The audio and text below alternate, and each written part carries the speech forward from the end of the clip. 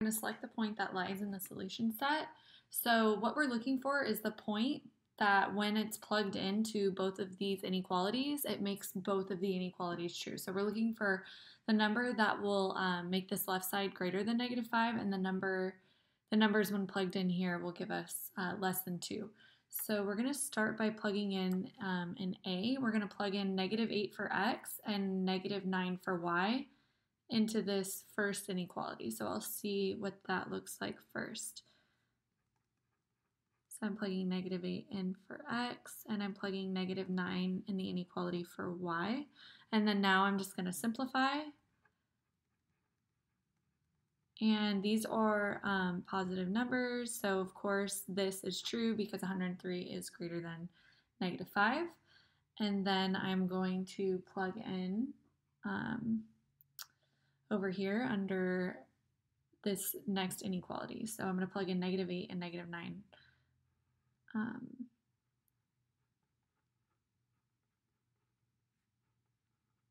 And see if it's true for this inequality. And we get that -14 is less than 2. So since both of these inequalities are true for this ordered pair, that means this ordered pair is a solution to the inequalities. We're just going to look at part B. Let's look at part B just to show you guys what it looks like when it's not a solution. So if I were to plug in 7 and 2, 7 for x and y is 2. Let's look to see what that, see if it's greater than -5. And right away we see that this is not true. -49 is not greater than -5. So that cannot be a solution. And then if you were to do the same thing and plug in C and D, you would see that both of these ordered pairs would not be true for both inequalities. So again, A is our answer because when we plug in -8 and -9, it makes both of the inequalities true. Number 2, we're going to find the inverse. So when we're finding the inverse, I'm going to rewrite f of x as y. And then what we do is we switch the variables. We switch x and y,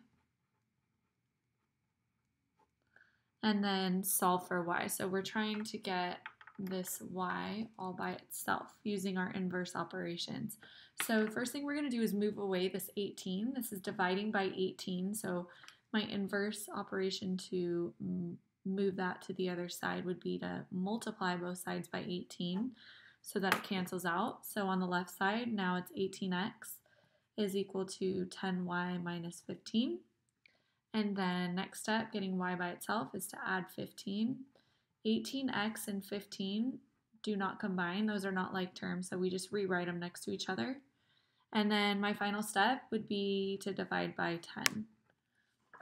So my answer for my inverse is 18x plus 15 is equal, sorry, I can't even speak. 18x plus 15 divided by 10 equals y, but what we learned that we rewrite the function like this. This means it's the inverse.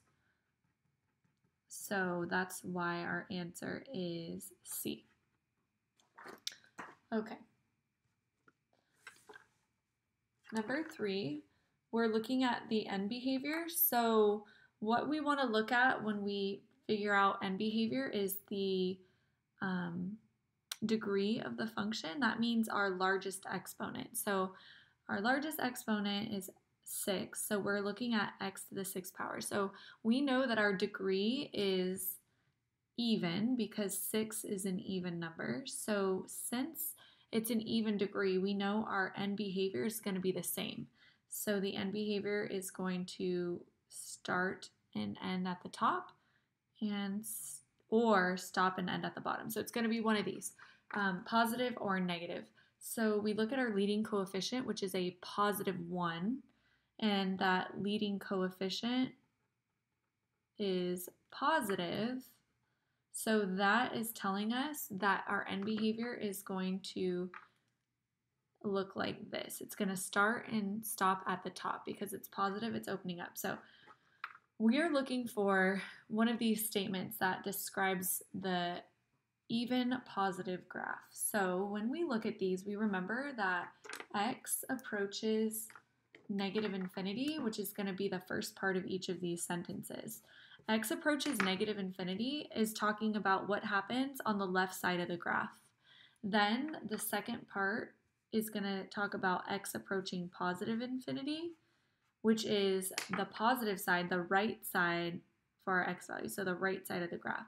So what we have is for the positive even function on the negative infinity and positive infinity sides, the function is going up, so it's approaching positive infinity. So it can't be a, because that says negative infinity, negative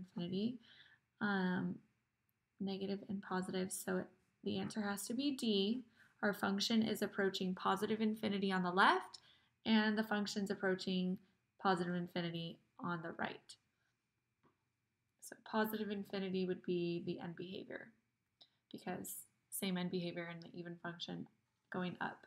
All right, so number 4, we are looking for the equivalent form of f of x minus g of x. So what we're going to do is we're going to just plug in the numbers for f of x and for g of x. So f of x is 15x plus 16.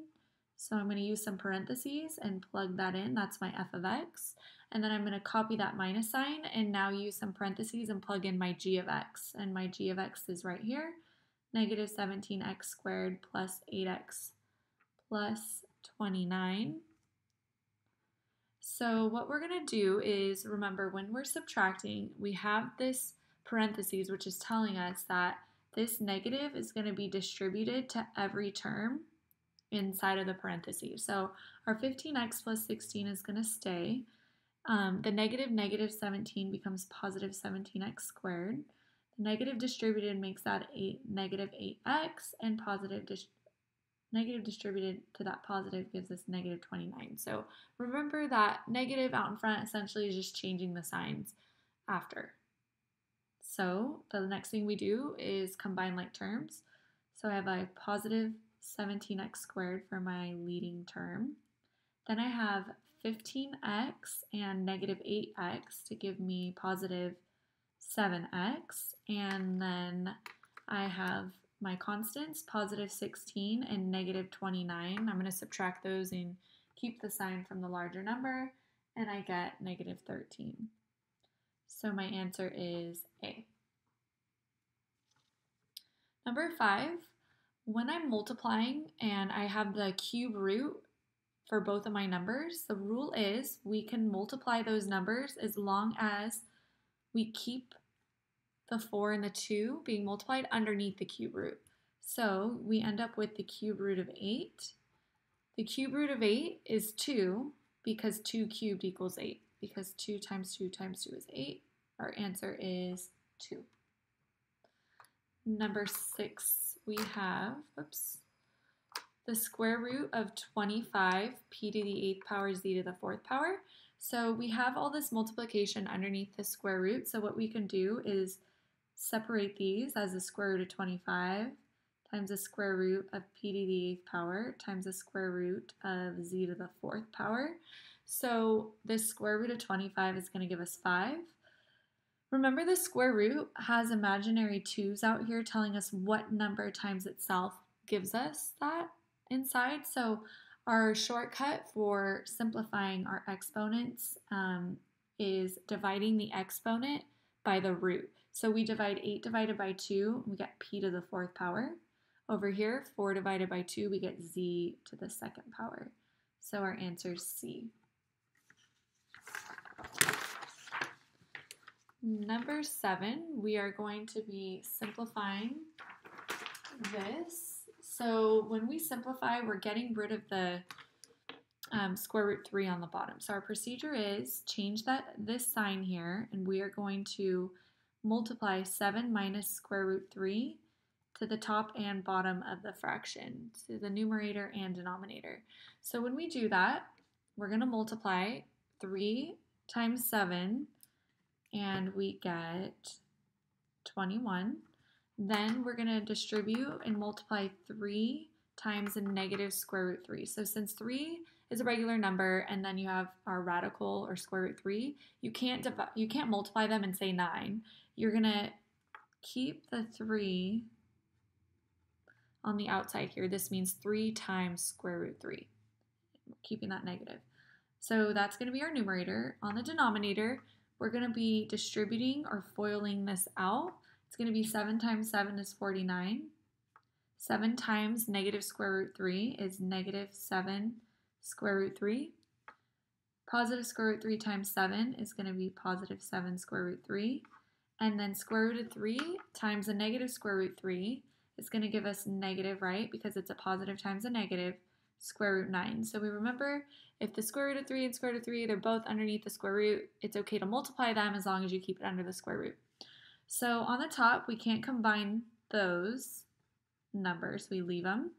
And then what happens here is that we have negative 7 square root 3 and positive 7 square root 3. When you combine them, they're going to give you 0 square root 3 or cancel each other out. We're going to be left with 49 minus the square root of 9. The square root of 9 is 3.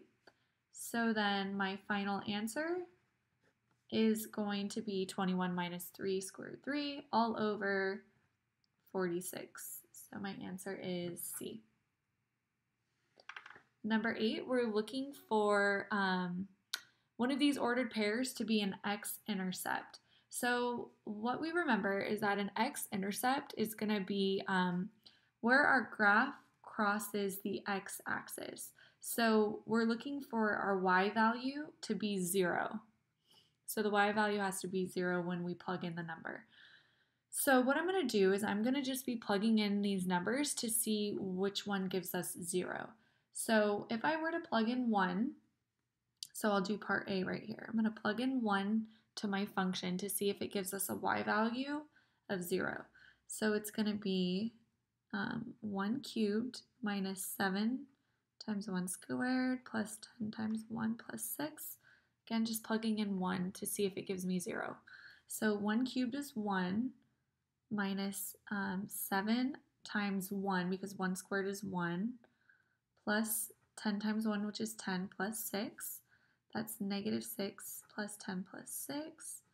And we get 4 plus 6 is 10. So that did not give us 0. That is, 1 is not going to be an x-intercept. If I plug in B, I'll do that here. I'm going to plug in negative 2. So I have negative 2 cubed minus 7 times negative 2 squared plus 10 times negative 2 plus 6. So I'm going to follow my order of operations and take care of my exponents first. Negative 2 times negative 2 is 4 times negative 2 is negative 8 when I cube the negative 2. Then I'm going to square the negative 2 here. Negative 2 times negative 2 is positive 4. And then I'm going to copy down the rest. Then I'm going to go ahead and multiply. Negative 7 times 4 is negative 21. And then, or sorry, I can't do math. Negative 28. Then negative 2 and 10 give us negative 20. And then positive 6. So this is negative 36 minus 20 plus 6, which this is definitely not giving us 0. We're looking for 0, so that's not it either. So for part C, I'm going to plug in negative 3. So negative 3 cubed minus 7 times negative 3 squared plus 10 times negative 3 plus 6. Now we're going to take care of our exponents again first. Negative 3 times negative 3 is 9 times negative 3 is negative 27. Negative 3 squared is 9. So I took care of my exponents. Now I'm going to go and multiply. And I get negative 63 minus 30. Again, we can already see these are going to be just these big, yeah, this is not going to give us 0. Negative 120 plus 6, it's not giving us 0 either. So part D, I ran out of room. I'm going to do that on my separate sheet of paper. I'm going to plug in 3 to my function and see if it is going to finally give us 0.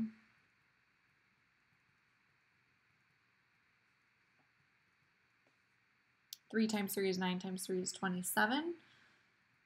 3 squared is 9. 27 minus 63 plus 30 plus 6. We get 27 minus 63 is negative 36. Negative 36 plus 30 is negative 6. Negative 6 plus 6 is 0. That is what we were looking for. So we know that 3, 0, 3 is our x-intercept. So we would know the graph crosses my x-axis at 3. Okay, number 9, we are going to be adding these fractions, and remember, when we are adding fractions, we have to have common denominators. So lucky for us, these fractions already have the common denominator of x minus 8. So we're going to keep the common denominator and just combine like terms or add across the top. So I'm going to keep the 7x, and then 6 and negative 3, we're going to subtract and keep the sign from the larger number. We get 7x plus 3 over x minus 8. Our answer is C. Okay, number 10, we are going to be looking at these inequalities and figuring out which of the sections of the graph is going to be the solution. So we're going to start by looking at this here. I'll do with my yellow highlighter. We're looking for plus 1 for my y-intercept and then a slope of negative 1 over 3. So we're looking at this line first, and then we are going to figure out the shading. So we know that this inequality is our greater than inequality, which tells us to go ahead and shade above the graph. So that means I'm going to be shading above over here. So that would be my solution for this first inequality. So I'm going to go in and I'm going to do my solution for this second inequality. Y is less than or equal to x minus 5. So that's going to be talking about this line here. And we read this as less than.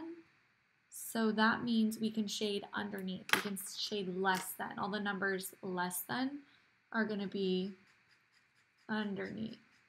So the solution is where your shadings are overlapping. So where both of these overlap is going to be in this section here. So this C is our answer. Number 11, we're finding the vertex of this function. So we want to remember the little formula, x is equal to negative b over 2a, is going to help us find the x value in our vertex. So my a is 1, b is negative 10, and c is 2 in this function. So negative b would be opposite b, or negative 10 is positive 10 over 2 times 1. 10 divided by 2 is 5.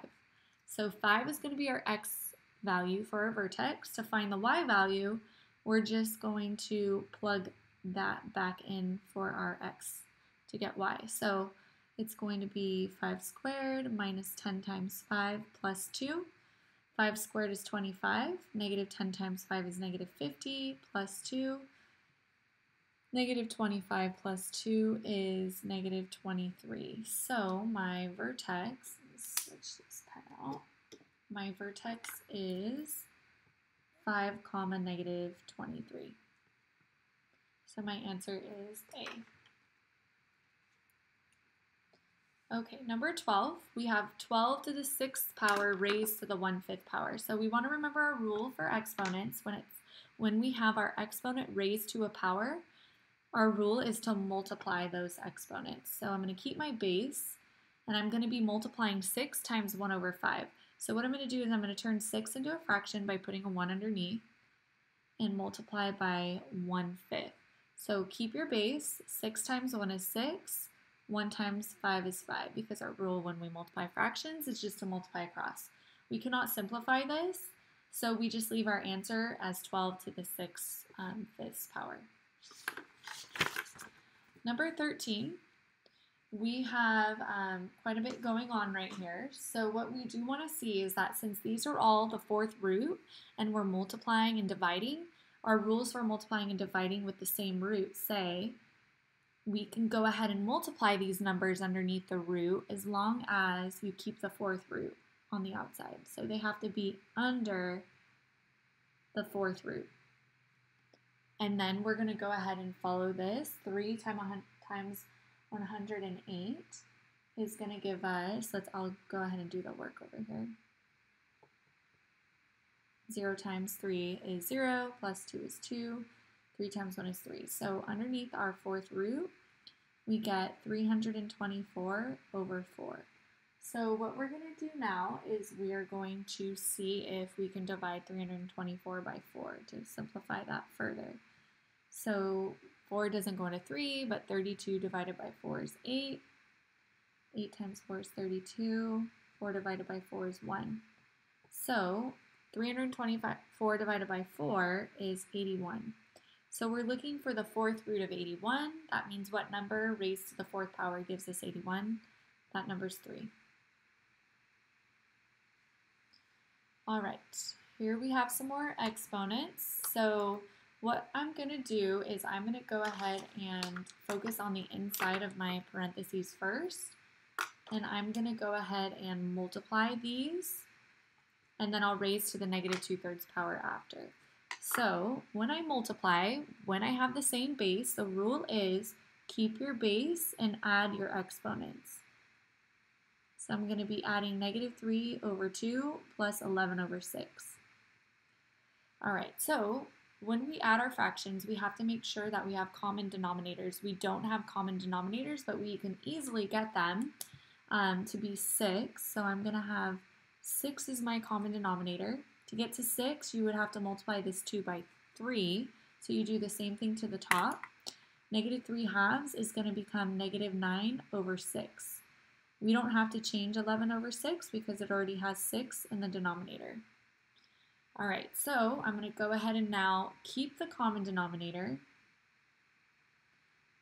So I'm going to keep the 6, but when I x, that's going to give me 2 over 6. And we're going to keep that negative 2/3 power on the outside. What we can do now is we can simplify that fraction or go ahead and multiply across. I think I'll simplify that fraction first. So we're going to turn 2/6 into 1/3 when we divide 2 from the top and bottom. So 2/6 became 1/3, and now my final step to simplify, now that I have my exponent raised to a power, my rule is to multiply. So I'm going to be multiplying 1/3 times negative 2/3, and that's going to give me, when I multiply across, 10 to the negative 2 over 9 power. So 1 times negative 2 is negative 2, 3 times 2 is 9. That's how I get B for my answer. Number 15, we are going to solve for x. So the first thing we're going to do is we're going to get rid of the cube root by doing the inverse of cube root, which is cubing both sides. So we're going to use parentheses. We're cubing this side of the equal sign, which means we have to do the same thing to the other side. We cube what's on the right. So when we cube the cube root, they cancel each other out and leave us with negative 10x plus 14. And that's going to be equal to 4 cubed, which is 4 times 4 times 4. That gives us 64. So from here, I am going to solve for x by subtracting 14. I get negative 10x is equal to 50. And then divide by negative 10. 50 divided by negative 10 is negative 5. My answer is C. Number 16, we're looking for the x-intercept. So we remember x-intercepts really are our solutions to the function. So I'm going to go ahead and rewrite this one out here. And I'm going to find the solutions by factoring and then setting those factors equal to 0. So 5x times x, and then factoring 18, I believe we can do 9 times 2. We want these to add up to negative 1x, our middle term. So multiplying diagonally, I get 9x and 10x. So in order to have the negative 1x, when I add down, this negative 10 has to be, The 10 has to be negative, 9 will be positive. Carry over your positive, carry over your negative. 5x plus 9 and x minus 2 are our factors. So the last step now is setting each of our factors equal to 0. So I'm just going to quickly solve these. Our first x-intercept is at negative 9/5. Second x-intercept is going to be at positive 2. So my answer is A. Number 17, we have our addition with these numbers. So we want to remember our rule that since both of these numbers, the 20 and the 6, are being multiplied by 11 to the 1/2 power, we're going to keep 11 to the 1/2 power and simply add those numbers out in front, those coefficients, or the 20 and the 6 to give us 26. So our answer is 26 times 11 to the 1/2 power. Number 18 is asking how many times does the graph intersect the x-axis. So we have to remember when they ask us how many times our graph crosses the x-axis, they're asking us to find the discriminant. We're going to be using the formula b squared minus 4ac. So what we do want to remember about this formula is that if the answer from this formula is positive, it's a positive number, that means that there's going to be 2 x-intercepts. If our answer is negative, that's going to mean no or none, no x-intercepts. If our answer is 0, so neither positive, negative, but if our answer is 0, that's going to mean 1 x-intercept. So plugging in the numbers to this formula, we have A is 4, B is 12, and C is 9. So we have 12 squared minus 4 times 9. So plugging in, I get 144 minus 4 times 4 is 16. And then 16 times 9 is 144. 144 minus 144 is 0. So when we get 0, that means we have one solution. Number 19, we're simplifying this square root of a 200. So when you're simplifying a square root, you're always going to think of your list of perfect squares, like 2 times 2 is 4, 3 times 3 is 9, 4 times 4 is 16, 25, 36, and so on. So the goal is to divide out your largest perfect square from here. So if I continue down my list, I'm going to get to 100. The best way to break this apart is the square root of 100 times the square root of 2. So I use the square root of 100 because that's a perfect square. Square root of 100 is 10, so I'm able to simplify that. You can't simplify square root of 2, so you just leave this as 10 times the square root of 2. We're going to let G be a vertical stretch by a factor of 3. Vertical stretch by a factor of 3, followed by a translation 1 unit down from this graph. So I'm going to remind you guys that the vertical stretch by a factor of 3 is going to affect this out in front, that a value. So when I have my new g of x function, there's going to be a 3 in front of the radical for my vertical stretch. So we are then going to translate 1 unit down. So we want to remember when we move up and down, it's affecting this k value on the outside of the square root. So it doesn't affect what's inside, it affects what's outside. So if I want to move 1 unit down, that means I'm going to subtract 1 to this k value. So 2 minus 1 will give us positive 1. Didn't mean to make such a large square root. So my answer is D. Number 21, we are going to look at this huge expression and we're going to write it in the fewest number of possible terms. So we're adding here, but since we're subtracting, we have to be careful and remember that that negative is going to distribute to each of these terms and change their signs. So I'm going to go ahead and rewrite just this last part as positive 2x squared plus 3y squared plus 3x. So that happens when I distribute the negative to each of those terms. So I'm going to cross that out so I don't confuse myself. I now have all of these that I'm going to combine. So I'm going to start with my x squared terms. I have negative 2x squared plus negative 6x squared, which is negative 8x squared, plus 2x squared is going to give me negative 6x squared. Then I have negative 7y squared, and negative 8y squared is negative 15y squared, plus 3 is negative 12y squared. Then I have my final x terms, positive 9x, minus 5x is 4x, 4x plus 3x is 7x. So my answer is B.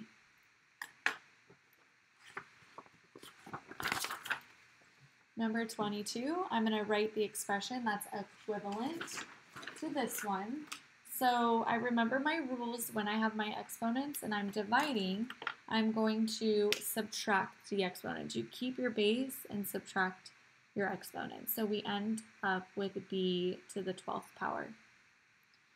Number 23, we are going to first do the numerator. We're going to get rid of the parentheses squared. So when we do that, we're going to be squaring each of the numbers and variables inside of this square, or inside of the parentheses. So we end up with 5 squared. And then remember our rule with our exponents, we're multiplying. 2 times 2 will give us a to the 4th power. 3 times 2 is b to the 6th power, and negative 4 times 2 would give us c to the negative 8 power. We're going to just rewrite the denominator, and then we're going to simplify further. So 5 squared gives us 25. There's no other coefficients, so 25 is just going to stay on the top of the fraction. We're going to look at our a terms first. So a to the negative 8, we have to move to the top and make a to the positive 8 because we need to first get rid of the negative. So once the a is on top, it is now multiplying with this a. So we have a to the 4th times a to the 8th, and since those are the same base multiplying, we're going to keep the base a and add 4 plus 8 and get 12. So I'm done with my a's. I'm kind of just going to cross them out. I've dealt with them already, simplified them. So now I'm going to move on to my b terms. I am not moving one of these to the top or to the bottom like I did because not one of these is negative. So I'm going to follow my rules for division because these are different, one's on the top, one's on the bottom. We're dividing. So the rule with division is to subtract your exponents. If I subtract top from bottom, I get 6 minus 9 is negative 3.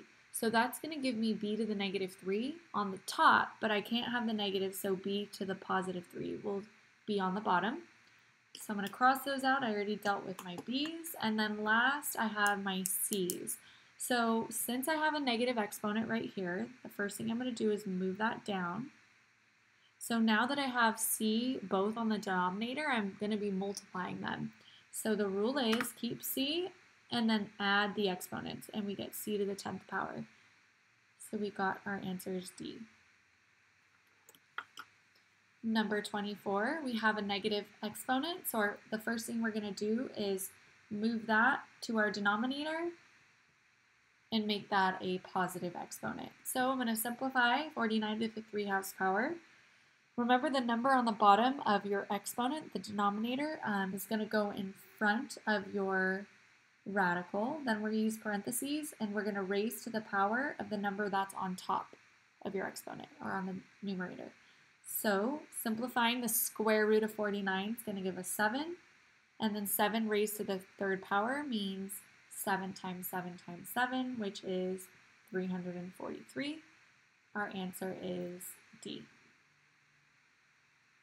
Number 25, we're looking for the expression that represents f of g of x. Given f is x squared minus 4 and g of x is x minus 7. So I'm going to write that down. We're looking for f of g of x.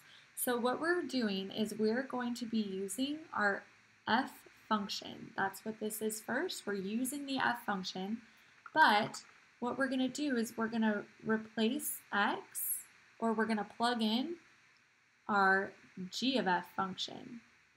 So the g of f function is x minus 7, so we're going to plug that in.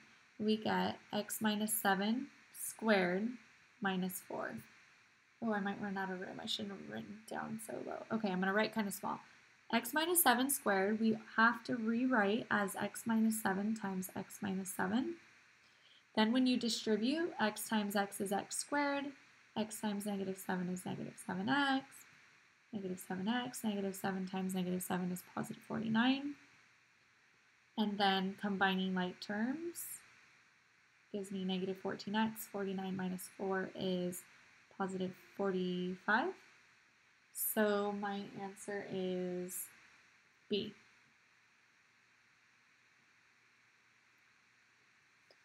Number 26, for my short answers, I'm going to solve for x. So what I'm going to do is I'm going to isolate x by first adding 9 to both sides. It's going to give me x plus 9 to the 2/3 power is equal to 16. Then, to get rid of the 2/3 power in parentheses, I'm going to raise both sides by the reciprocal. So I'm going to raise this to the 3/2 power, which means I also need to raise the other side of the equal sign to the 3/2 power. So when I did that, multiplying is going to give me the first power, which ultimately makes this all cancel out. X plus 9 is equal to 16 to the 3/2 power, so I'm going to simplify that again by bringing the number on the bottom of the fraction in front of the radical, and then the number from the top of the fraction is what we're going to raise to the power. So we get x plus 9 is equal to the square root of 16, which is 4, and then 4 cubed means 4 times 4 times 4, and that's 64. So the last thing we're going to do is subtract 9. We get x is equal to 55.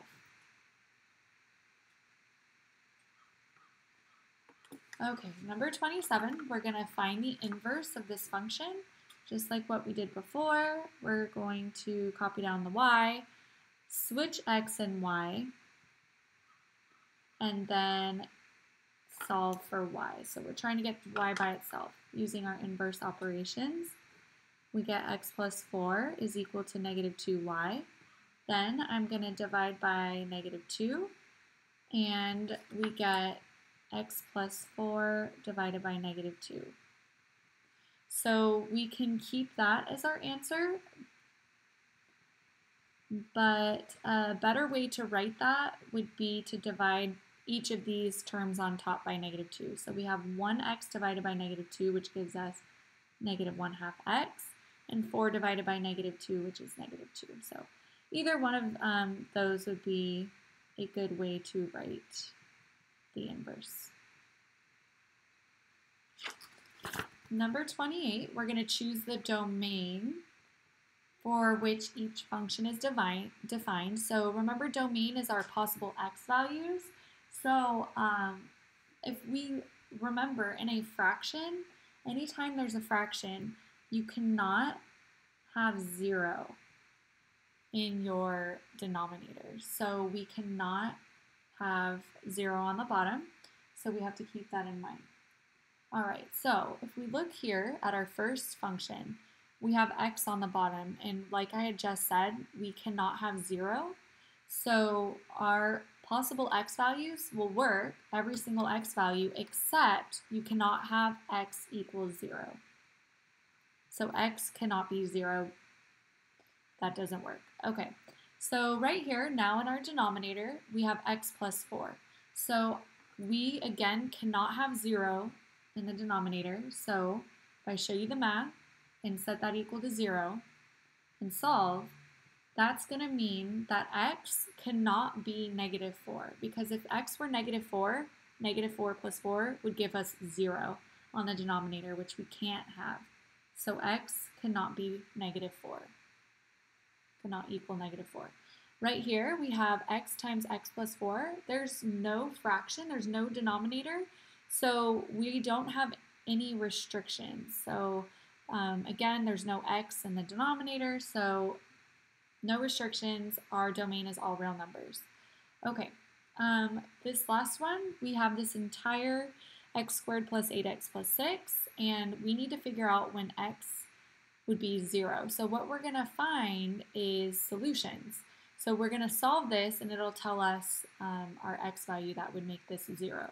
So I'm going to do that over here. I have that denominator, x squared plus 8x plus 16, and I'm going to set that equal to 0. I'm going to solve for x. So I'm going to use my factoring method.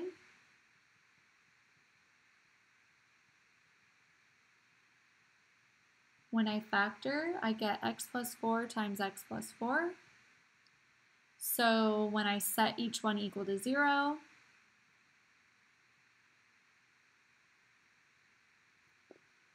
I get x is negative 4. So again, x cannot be negative 4 because if I were to plug in negative 4 into x here and here, this would all give me 0, and I cannot have 0 on my denominator. Okay, number 29, here's my f of x function, my g of x function. We're going to find f of g of negative 8. So the way I teach this in my class is to start on the very inside of the parentheses and find g of negative 8 first. So I'm going to find g of negative 8 by plugging in negative 8 for x, for my g function. So order of operations tells me I'm going to square negative 8 and get positive 64. And then 64 times 2, I'm going to do that math over here, gets me 128.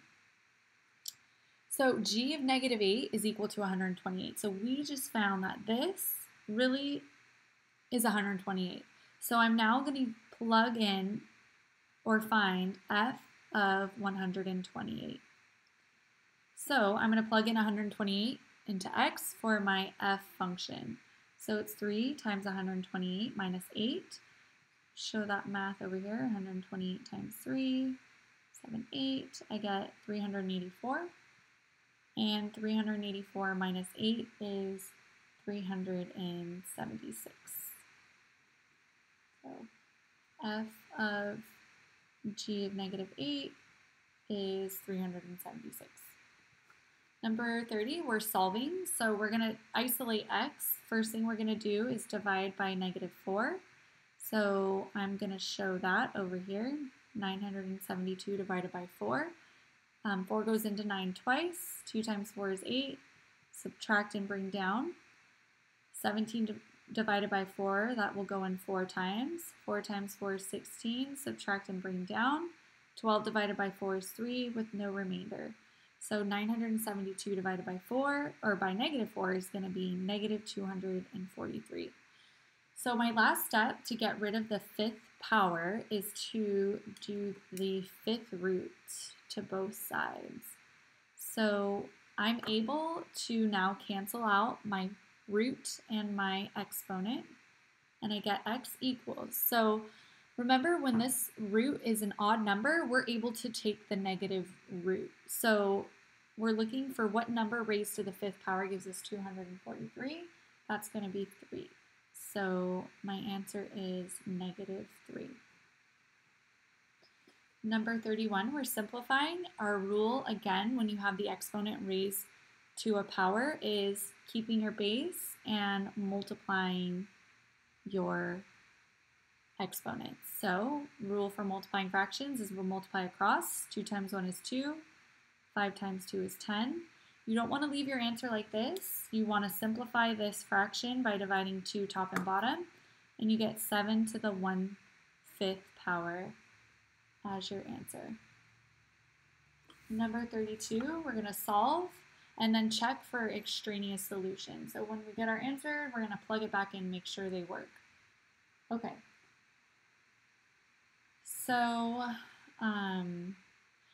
to get rid of this square root, we're going to do that first. We are going to square both sides. So on this side, I get x plus 2 squared, which is x plus 2 times x plus 2. We always rewrite it. The square root and the square cancel each other out to give us just 4x plus 5. So I'm going to go ahead and distribute FOIL over here on this side. Then I'm going to combine like terms. So since I'm solving and I have x squared and x terms, I'm going to move all my terms to one side and factor. So I move over the 4x, move over the 5 so that all my terms are on one side. Right here, the 4x and negative 4x are going to cancel. 4 minus 5 will give us negative 1. And those all cancel. So what I'm going to do now, there's different ways you can do this. You can move the 1 back over and solve for x, but I'm going to go ahead and factor this one using my difference of two perfect squares formula, a plus b, a minus b. When you factor x squared minus 1, it's x plus 1 and x minus 1. So what I do now is I set each of my factors equal to 0. I get x is equal to, negative 1, because 0 minus 1 is negative 1, and then x is equal to positive 1. So I have to check for extraneous solutions by taking negative 1 and 1 and plugging each of them back in to make sure that they are true solutions. So I'm going to first look at x is equal to negative 1, and I'm going to check it by plugging it back into my original equation. So plugging that into my original equation is negative 1 plus 2. We're going to check to see, is that equal to the square root of 4 times negative 1 plus 5. So negative 1 plus 2 is positive 1. Inside of this square root, 4 times negative 1 is negative 4. And negative 4 plus 5 is 1. The square root of 1 is 1. So we get a true statement. For sure, one of our solutions, it should be negative 1. Now I'm going to check my other solution, x equals 1, by plugging it back in to see if it is true. 1 plus 2 is 3. 4 times 1 is 4, plus 5 is 9, and the square root of 9 is 3. This is a true statement. We get two solutions, negative 1 and 1. Number 33, we are going to be given these functions and we are going to multiply them. So f of x is negative 5x minus 2, and we're multiplying that with g of x, which is negative 5x squared.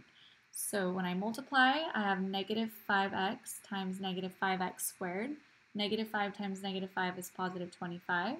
X times x squared, our rule is to add those exponents. 1 plus 2 would give us x to the third power. Then negative 2 times negative 5x squared is positive 10x squared.